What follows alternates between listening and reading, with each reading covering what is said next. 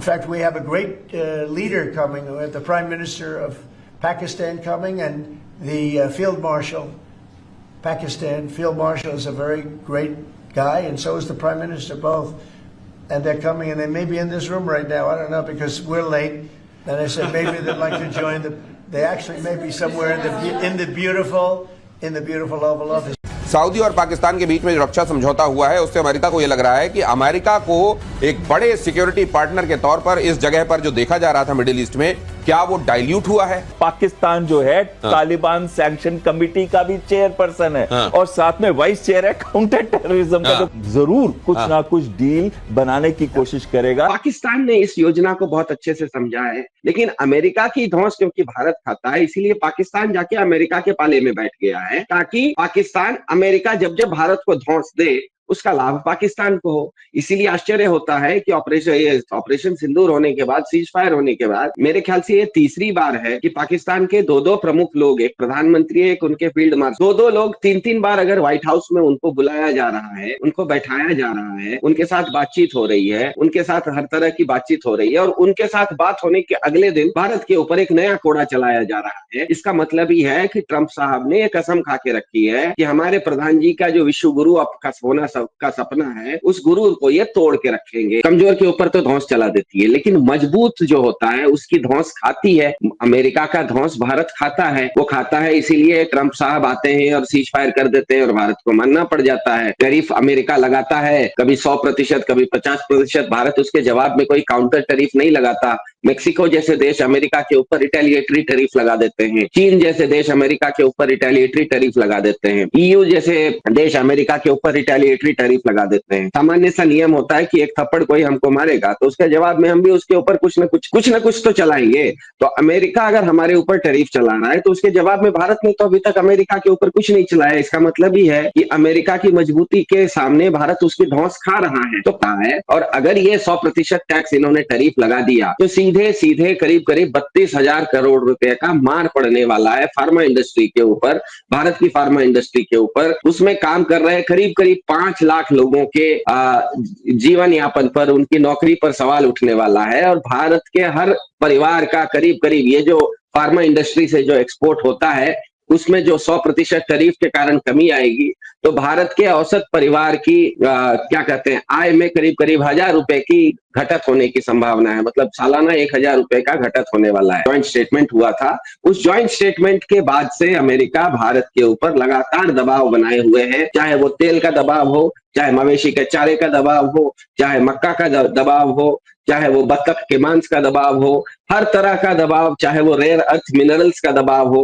कल ही परसों भारत के विदेश मंत्री और अमेरिका के विदेश मंत्री मार्को रूबियो के साथ वाशिंगटन में मिले थे। उसके बाद वो मार्को रूबियो साहब ने एक स्टेटमेंट जारी किया। भारत ने अभी तक स्टेटमेंट नहीं जारी किया, लेकिन मार्को रूबियो ने यह स्टेटमेंट जारी कर दिया कि इसमें भारत के साथ हम लोगों का ऑयल एंड नेचुरल गैस के ऊपर बातचीत ट्रेड में हो रही है, एग्रीकल्चर के ऊपर हो रही है और रेयर अर्थ मिनरल्स पे हो रही है। इसका मतलब ही ये है कि आने वाले समय में ट्रंप साहब पूरी तरह से इनका जो ट्रेड टैरिफ का ये जो मार ये डाल रहे हैं, ये एक्चुअली ट्रेड डील को अपने पक्ष में करने की कवायद है। ये जो टैरिफ की मार है, ये बार बार भारत के ऊपर टैरिफ की मार लगा के भारत को ट्रेड डील के बातचीत में, क्योंकि अब भारत भी ये मान चुका है कि अभी तक उनकी ट्रेड डील की बातचीत हो रही है। भारत ये नहीं कह रहा है कि हमारा अमेरिका के साथ ट्रेड डील खत्म हो गया है। बाकी देश जैसे मेक्सिको ने कह दिया आपने हमारे ऊपर टैरिफ लगाया, हमने आपके ऊपर टैरिफ लगाया, अब कोई बातचीत नहीं होगी। चीन ने कहा कि आपने हमारे ऊपर लगाया, हमने आपके ऊपर लगाया, अब कोई बातचीत नहीं होगी। भारत के ऊपर अमेरिका ने तो लगाया है, भारत में वापस काउंटर टैरिफ नहीं लगाया है। उल्टा भारत सरकार कह रही है, पीयूष गोयल कह रहे हैं, एस जयशंकर कह रहे हैं कि अभी तक हमारी बातचीत हो रही है।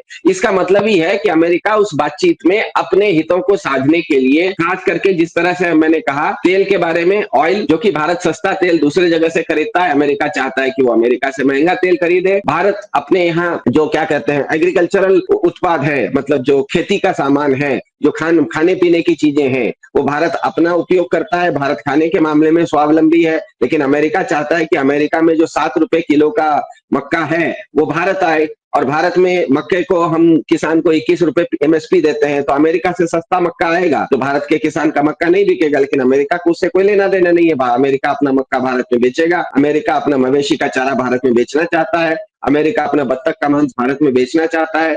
अमेरिका को जिस तरह से चाइना के साथ काउंटर टैरिफ होने के कारण चाइना और अमेरिका के बीच में अभी ट्रेड वार जो है वो युद्ध की स्थिति में पहुंच गया, दोनों के बीच में टकराव है। और चाइना के पास दुनिया का सबसे ज्यादा रेयर अर्थ मिनरल है। रेयर अर्थ मिनरल वो होते हैं जो कि आपके हमारे फोन के बैटरी में लगते हैं, लिथियम आयन जैसी चीजें हैं, आपके फोन की बैटरी में लगती है, इलेक्ट्रिक व्हीकल्स में लगती है। बहुत सारे कटिंग एज टेक्नोलॉजी में रेयर अर्थ मिनरल्स की जरूरत पड़ती है। रेयर अर्थ मिनरल्स दुनिया में सबसे ज्यादा चीन के पास है और चीन ने वो रेयर अर्थ मिनरल अमेरिका को भेजना बंद कर दिया है। अब अमेरिका को दूसरे जगह से रेयर अर्थ मिनरल चाहिए और कहा जाता है कि भारत के जम्मू कश्मीर में और पाकिस्तान के पास जो पाक अधिकृत कश्मीर है, इन दोनों क्षेत्रों में, क्योंकि हिमालय के पहाड़ियों पर बहुत ऊंची चोटियों पर है और यहाँ पर अभी तक क्योंकि खनिज का उतना ज्यादा माइनिंग नहीं हुआ है, माइनिंग का काम इस इलाके में अभी तक नहीं हुआ है।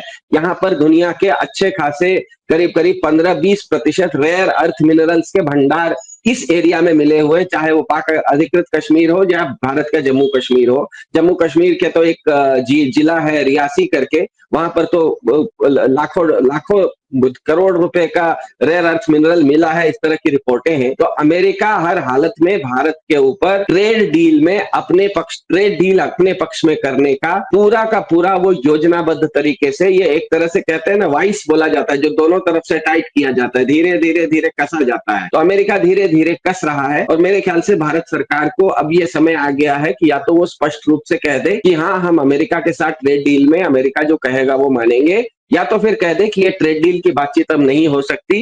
जिस तरह से चाइना ने कह दिया अब कोई ट्रेड डील की बात नहीं होगी, आपने हमारे ऊपर टैरिफ लगाया, हम भी आपके ऊपर काउंटर टैरिफ लगाएंगे। मेक्सिको ने कहा आपने हमारे ऊपर टैरिफ लगाया, हमने आपके ऊपर काउंटर टैरिफ लगाया। ये भारत दोनों पाले में जो खेलने की कोशिश कर रहा है, एक तरफ अमेरिका को भारत के अंदर गोदी मीडिया बार बार बुरा भी बोल रहा है। अगर अमेरिका इतना बुरा है, ट्रंप साहब इतने गलत है, तो आप ट्रंप साहब के साथ सुबह से शाम तक बैठ के बातचीत क्यों कर रहे हैं ट्रेड डील पर? उसको बंद कर दीजिए, क्योंकि ये ट्रेड डील के चलते ही आपके ऊपर दबाव आ रहा है। और मेरे ख्याल से भारत सरकार को काफी समय नजदीक आ गया, क्योंकि धीरे धीरे जिस तरह से अलग अलग टैरिफ उन्होंने लगाए हैं, हमें पता है कि टैरिफ लगाने के चलते जो तिरुपुर में कपड़े बनते थे, दुनिया भर के बहुत ज्यादा एक्सपोर्ट होता था तिरुपुर से कपड़े, अब वहां से बहुत बड़ी संख्या में, लाखों की संख्या में लोगों का विस्थापन हो रहा है।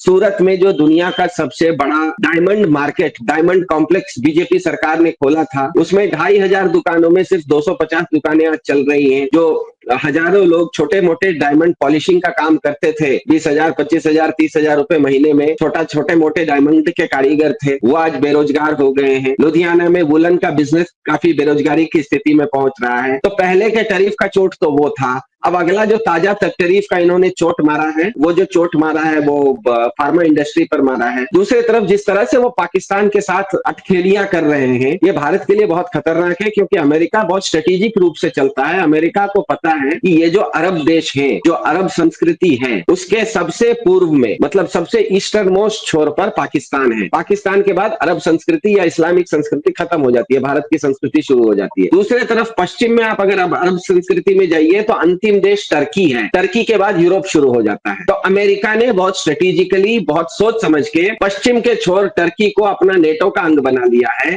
और पूर्वी छोर पाकिस्तान को भी अपना सैटेलाइट क्या कहते हैं कंट्री बना लिया है, अपने कंट्रोल में रखा है, ताकि अरब देशों के अंदर जो हो रहा है उनको वो कंटेन किया जा सके। पाकिस्तान को इसीलिए अमेरिका कभी भी साथ नहीं छोड़ेगा और पाकिस्तान को दोस्त भी बना के रखेगा। तो ऐसी स्थिति में पाकिस्तान ने ये समझ लिया है कि हर इकाई अपने से कमजोर पर धौंस चलाती है और अपने से मजबूत से धौंस खाती है।